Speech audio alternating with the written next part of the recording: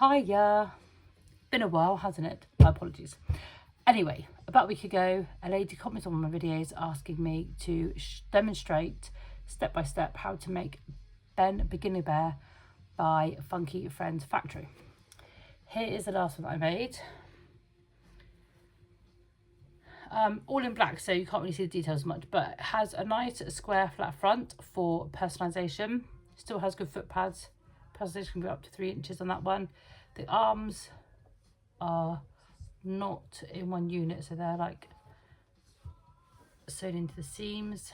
This one's got it's a loved one's bear, it's a memory bear, so this is made from someone's clothing and some of their jewellery, which is, well, there's detail on it. But anyway, this is the bear that I'm making next again. I'm going to show you step by step in the next videos. Let's put him there in a minute. So as I usually do, I've drawn all the pattern pieces out onto interfacing. I've ironed them onto the item of clothing. I always do that to try and even out any stretch or anything. When you're using clothing, some clothing has more stretch than others. I try and also, if I'm using various pieces of clothing, ask for things that are similar types of fabric or weights of fabric, so that makes putting the pieces together much easier. One thing I will say, when you're ironing your pieces on, remember that your legs,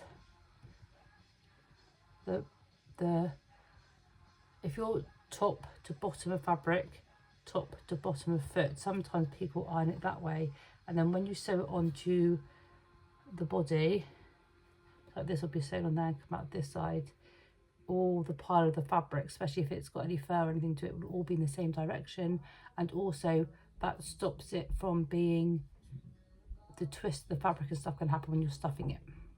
So try and get it all in the same flow. Anyway, that's me introducing the Ben Beginner Bear pattern. So if you haven't got this pattern, Funky Friends Factory, I believe it's Australian based, brilliant website, amazing patterns, so good. The next one I'm making after this, I've got 2 of these bears, then I get to make a rabbit, and I haven't made a rabbit for ages, so I might even do that one on videos because it's so good. Anyways, part 1 done. To begin with, obtain your fabric and your pattern. If it's any sort of like loved one's clothing, do your interfacing. I would still be inclined to do that if it was bought cotton, quilting weight cotton from a fabric store, because it gives it that sturdiness and helps with stuffing and stuff. But anyway, that's video 1 done. Can't remember the name of the lady who asked, so I might, before I start the next one, just go and check on YouTube quickly and see what her name was, because it was amazing for her to ask. Really happy she interacted with my video. Really pleased to see some questions and stuff and get some requests, so I will obviously give you a bit of a shout out. So see you next video when we will be making the head of the bear. See you there.